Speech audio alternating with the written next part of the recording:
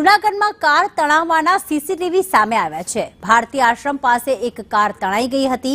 પાણીનો ધસમસતો પ્રવાહ સીસીટીવીમાં કેદ થયો। પાર્ક કરેલી કાર તણાતા જાનહાનિ નથી થઈ। ગઈકાલે ભવનાથ વિસ્તારમાં આ કાર તણાઈ હતી। આ કાર જે છે પાર્ક કરેલી હતી, અંદર કોઈ હતું નહીં અને અચાનક જ તળેટી વિસ્તારમાં જે પાણીનો પ્રવાહ વધી ગયો અને આ કાર તણાઈ ગઈ હતી। તેના સીસીટીવી સામે આવ્યા છે। ભારતીય આશ્રમ પાસેની આ ઘટના છે।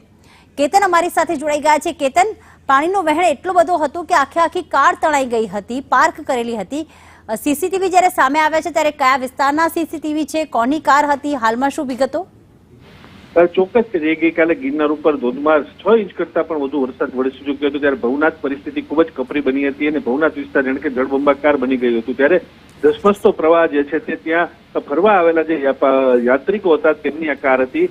તેમની કાર ત્યાં પાર્ક કરેલી હતી અને ભારે વરસાદને જે ધોધમાર પૂર આવતાની સાથે તેઓ ત્યાં બાજુમાં આવેલા જગ્યા ઉપર ખસી ગયા હતા, પણ પરંતુ ગાડી પાર્ક ત્યાં કરેલી હતી। ગાડીનો ધસમસતો પ્રવાહ હતો, ગાડીને તણાઈને જે વીણમાં તણાઈ ગઈ હતી અને તેમને આગળ જતા તેને ત્યાં સ્ટોપ થઈ ગઈ હતી। સદનસીબે કોઈ જાનહાનિ થઈ નથી અને આ જે કાર માલિક હતા તેઓ સુરતના હોવાનું હાલ તો પ્રાથમિક જાણવા મળી રહ્યું છે। આભાર કેતન તમામ વિગતો માટે।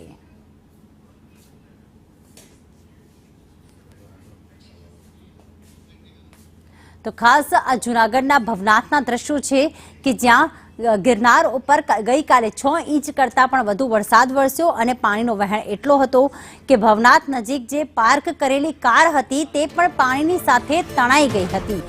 એક્સક્લુઝિવ દ્રશ્યો સામે આવ્યા છે। મોડી રાતના દ્રશ્યો છે। સીસીટીવી જે સામે આવ્યા છે જેમાં દેખાઈ રહ્યું છે કે કાર ધીરે ધીરે કરતી તણાઈ રહી છે। પાણીનો પ્રવાહ એટલો હતો કે ભારતીય આશ્રમ પાસે જે પાર્ક કરેલી કાર હતી તે આખી તણાઈ ગઈ હતી। આ મોડી રાતના દ્રશ્યો આ સીસીટીવી સામે આવ્યા છે। ગઈકાલે ભવનાથમાં ગિરનારમાં 6 ઇંચ કરતાં પણ વધુ વરસાદ ખાબક્યો હતો।